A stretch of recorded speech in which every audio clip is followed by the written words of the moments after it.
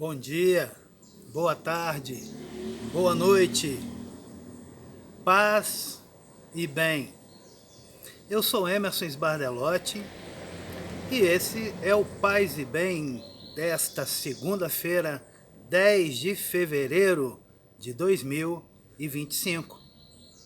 Continuamos a nossa conversa, o nosso bate-papo sobre peregrinos de esperança.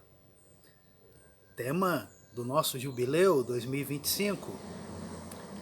Hoje eu trago uma reflexão sobre peregrinos de esperança,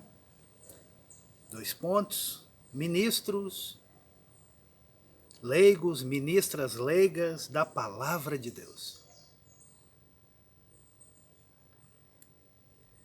A palavra de Deus é a fonte de onde jorra nossa vocação, nossa missão, nossa alegria e esperança no seguimento de Jesus de Nazaré. Do primeiro ao segundo testamento e chegando até os nossos dias, a palavra de Deus sempre esteve viva e revolucionária,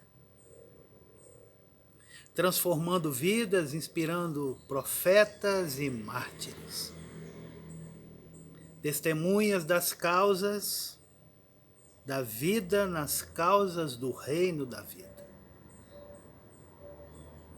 Segundo o dicionário do Concílio Vaticano II, abre aspas, ministério é a tradução portuguesa do termo latino ministerium, que por sua vez traduz o grego diaconia, significando, no Novo Testamento, serviço ou o serviço das mesas. Fecha aspas.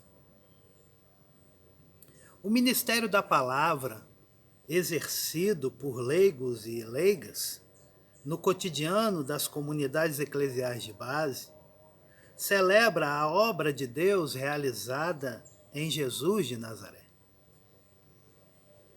Ao prestar este serviço, seguem o mestre na arte de servir, e todo o povo vê naquelas mulheres, naqueles homens, naquelas mulheres discípulas missionárias, naqueles homens discípulos missionários, sinais da presença de Deus nas sebes.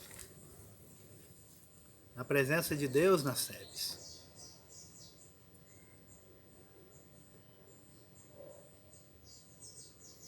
Enquanto peregrinos e peregrinas de esperança, os ministros e as ministras da palavra são convidados e convidadas a experimentarem e a testemunharem na vida do povo a palavra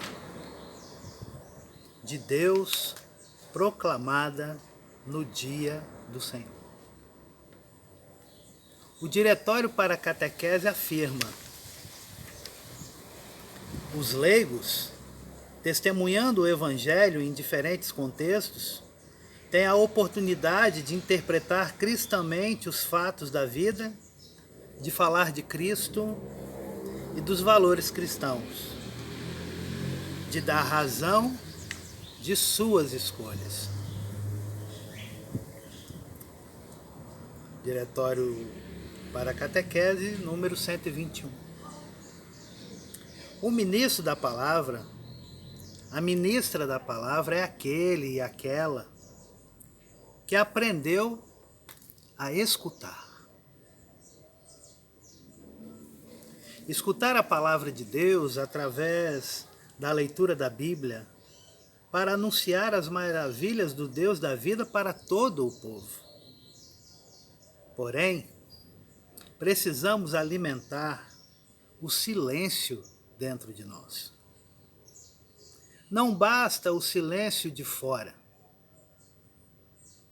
É preciso silenciar dentro de nós. Somente assim poderemos entoar aquela cantiga de Lulu Santos. Eu te amo calado, como quem ouve uma sinfonia de silêncio e de luz. Nós somos medo e desejo, somos feitos de silêncio e som. Tem certas coisas que eu não sei dizer. Para Carlos Messers e Francisco Orofino, os ministros da palavra têm uma função mediadora. Eles são representantes da palavra de Deus junto ao povo e do povo junto a Deus. Em todo canto sempre aparecem pessoas que se sentem chamadas para exercer essa missão mediadora entre Deus e nós, seres humanos. Elas procuram responder ao desejo profundo de Deus que existe escondido no coração humano. Querem fazer algo para que em todos, possa acordar a saudade de Deus, de que falava Santo Agostinho. Abre aspas.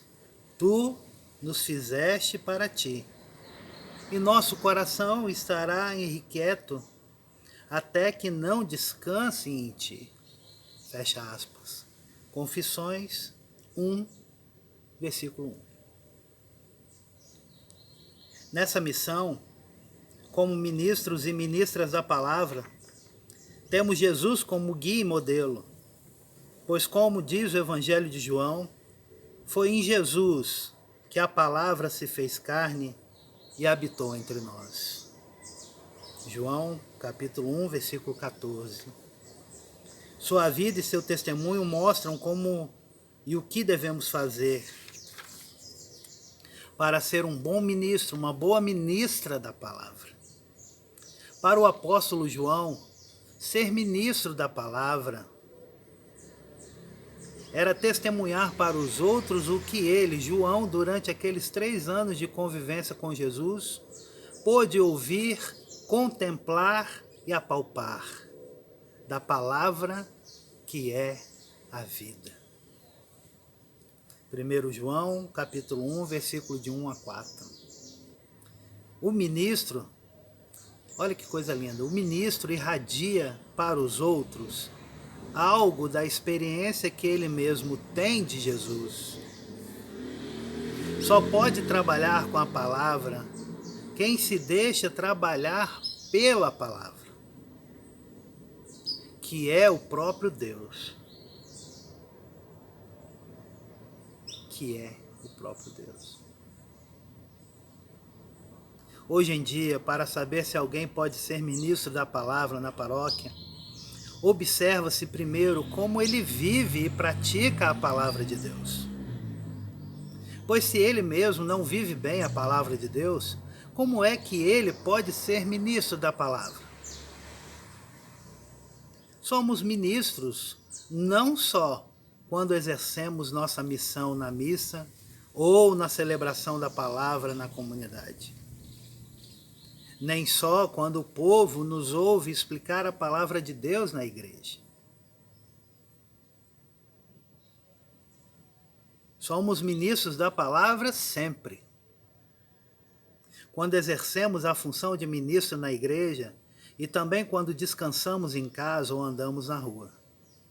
Isso também vale para Jesus. Muitos gestos narrados nos evangelhos refletem a maneira como Jesus vivia e praticava a palavra de Deus.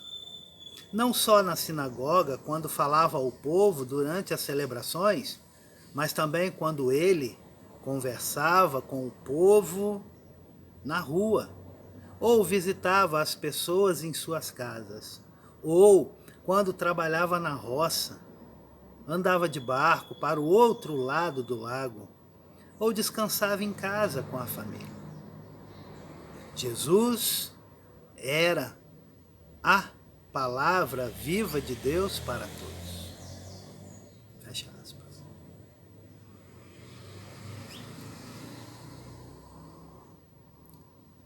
Em um outro momento, Carlos Mestres afirma, abre aspas, na raiz da leitura que Jesus fazia da Escritura, estava a sua experiência de Deus como Pai. A intimidade com o Pai dava a ele um critério novo, um olhar mais penetrante que o colocava em contato direto com Deus, o autor da Bíblia. Jesus ia buscar o sentido na fonte. Ele, por assim dizer, não ia da letra até a raiz, mas ia da raiz até a letra. O Segundo Testamento é uma releitura do Primeiro Testamento, feita à luz da nova experiência de Deus como Pai e Mãe. Como Pai e Mãe. Revelada, vivida e partilhada a nós por Jesus. Era muito importante que esta nova chave de leitura da Bíblia penetrasse nos discípulos e nas discípulas e fosse assumida por eles, por elas, como expressão da sua pertença à comunidade de Jesus. Pois a palavra de Deus não é uma doutrina distante de difícil acesso, nem um catecismo de verdades a serem decoradas e impostas aos discípulos e às discípulas. A palavra de Deus é o próprio Deus querendo comunicar-se conosco como Pai amoroso. O valor da Bíblia não está só naquilo que ela diz e ensina. O seu valor está também, sobretudo, em Deus. Ele mesmo, a sua pessoa que pronuncia com muito amor aquilo que nela é dito e ensinado. Era esta experiência do próprio Deus como Pai que revelava a Jesus o sentido pleno das palavras da Escritura. O mesmo vale para nós hoje. Não basta ler e estudar a Bíblia para que ela libere o seu sentido. É preciso ter em nós os mesmos sentimentos que animavam Jesus. Filipenses capítulo 2, versículo 5. Ter nos olhos e no coração a liberdade dos filhos de Deus, que Jesus nos comunica. Filhas e filhos de Deus. Do contrário, como diz São Paulo, a Bíblia continua coberta por um véu que impede a descoberta plena do seu sentido. Abre aspas. É só pela conversão ao Senhor que o véu cai, pois o Senhor é Espírito e onde há o Espírito, aí há liberdade. Fecha aspas, 2 Coríntios, capítulo 3, versículo 17. O texto bíblico é como uma lâmpada. Salmo 119, 105. Tua palavra é lâmpada para os meus pés, Senhor. Lâmpada para os meus pés, Senhor. Luz para o meu caminho. Lâmpada para os meus pés, Senhor. Luz para o meu caminho. Tua palavra é lâmpada para meus pés, Senhor. Lâmpada para os meus pés, Senhor. Luz para o meu caminho. Lâmpada para os meus pés, Senhor. Luz para o meu caminho. O estudo do texto limpa a lâmpada por fora. Tira a poeira que ofusca o brilho. A nova experiência de Deus vivida na comunidade formadora é como a força elétrica que acende a lâmpada do texto pelo lado de dentro e produz luz que ilumina a vida. Foi só depois da ressurreição que essa experiência nova de Deus e da vida entrou de cheio nos olhos dos discípulos e das discípulas. Confira Evangelho de Lucas, capítulo 24, versículos 33, depois 44 a 48. O grande conflito de Jesus com as autoridades religiosas da época era sobre a correta leitura e interpretação das Escrituras. A leitura diferente que Jesus fazia da Bíblia foi um dos motivos mais fortes que levou os adversários a procurar a morte de Jesus. Confira Evangelho de Marcos, capítulo 14, versículos 60 a 64. Neste conflito com as autoridades sobre a leitura da Escritura, há 3 aspectos a serem considerados. 1. Jesus desfaz as interpretações erradas. 2. Apresenta uma nova interpretação do projeto de Deus. 3. Usa um novo método da leitura. Fecha aspas. Muitas pessoas me perguntam como eu me preparo para servir bem o povo santo de Deus enquanto ministro da palavra no dia do Senhor.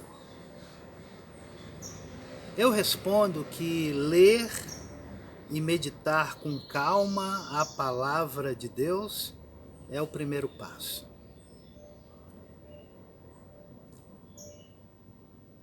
Tem que ter tempo. Não pode ter pressa.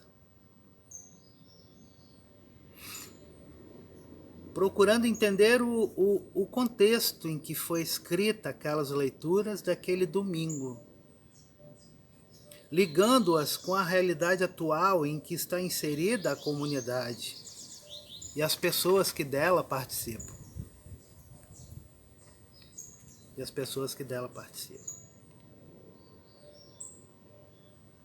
Neste processo, vou cantando para mim mesmo músicas litúrgicas de acordo com as leituras, porque eu acredito que a poesia, a música, me ajudam muito, me ajudam demais a preparar a homilia, a preparar a partilha da palavra. Mas é claro, eu não escolho qualquer música. Eu não vou cantar qualquer música, eu vou cantar aquelas que estão e que foram feitas para serem cantadas na liturgia do domingo. Aquelas que de fato cantam a liturgia. E isso ajuda na homilia. Durante a semana que antecede aquele domingo em que estarei servindo, eu uso o método da leitura orante da Bíblia, a Lexio Divina. E aí a Dilza Pacheco e a minha querida amiga e irmã Penha Carpanedo nos ensinam os passos da leitura orante da Bíblia. O primeiro é a leitura. Então você tem que escolher um texto, mas não é qualquer texto. Né? Não é qualquer texto. Se você, assim como eu, é ministro da palavra, se atenha aos textos daquele domingo.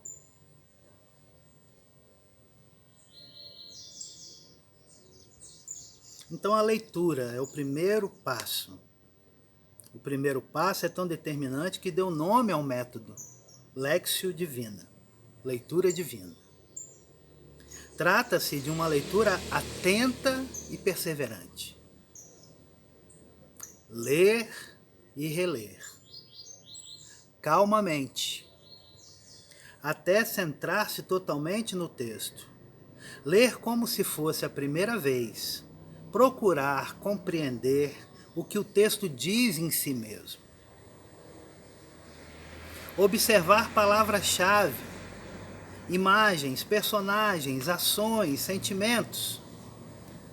Se durante a leitura ocorrer a lembrança de um outro texto bíblico, ou de um fato da vida, seguir atentamente o que vem à memória.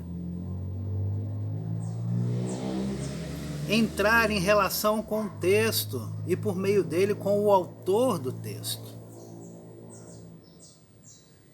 Quando o texto se torna familiar,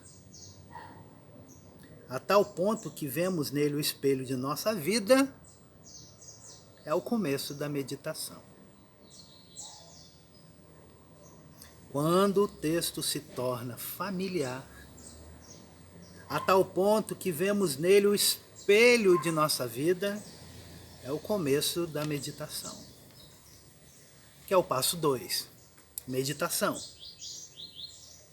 Meditar é guardar, repetir, compreender, saborear, ruminar a palavra, como diziam os antigos.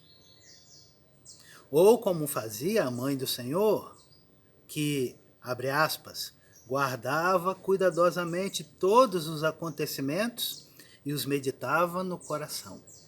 Fecha aspas. Evangelho de Lucas, capítulo 2, versículo 19. A palavra é uma presença que se dá a conhecer, iluminando, consolando, exortando, levando ao discernimento e à conversão. Como no encontro de Jesus com os discípulos de Emaús. Ela revela o sentido oculto dos fatos. Confira, Evangelho de Lucas, capítulo 24 inteiro. Ou, conforme diz a carta aos Hebreus, abre aspas, a palavra de Deus é viva, eficaz e mais penetrante do que qualquer espada de 2 gumes. Penetra até dividir a alma e espírito, junturas e medulas. Ela julga as disposições do coração e não há criatura oculta à sua presença.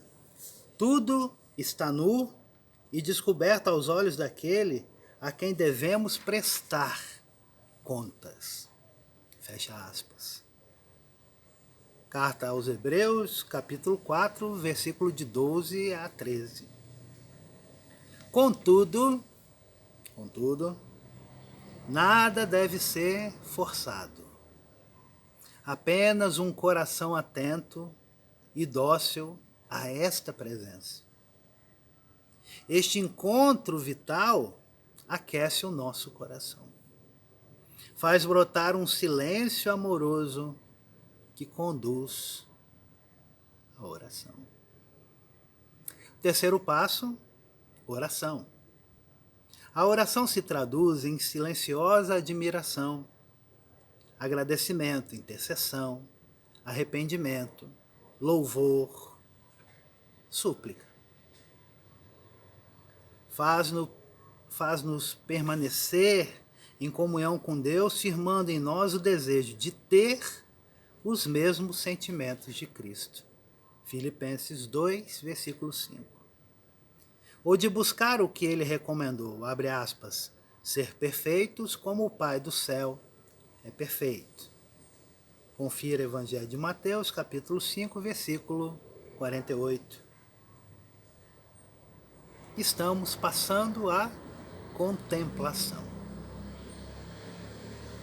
O quarto passo, contemplação, é ponto de chegada e novo começo, viu, gente? Não se trata de tirar conclusões práticas, como se a conversão fosse fruto de determinação pessoal. É antes deixar que a palavra ecoe dentro de nós com a sua eficácia. Com a sua eficácia. Como os discípulos de Emaús, deixemos que a escuta da palavra abra os nossos olhos e aqueça nosso coração. Abra nossa mente à compreensão das Escrituras e nos torne vigilante aos movimentos do Espírito para discernir a vinda do Senhor nos altos e baixos da vida e responder com escolhas segundo o Evangelho. É isso. Peregrinos de esperança, ministros leigos, ministras leigas da palavra de Deus. Amém? Axé, Auíri, aleluia. Paz e bem, vida longa e próspera.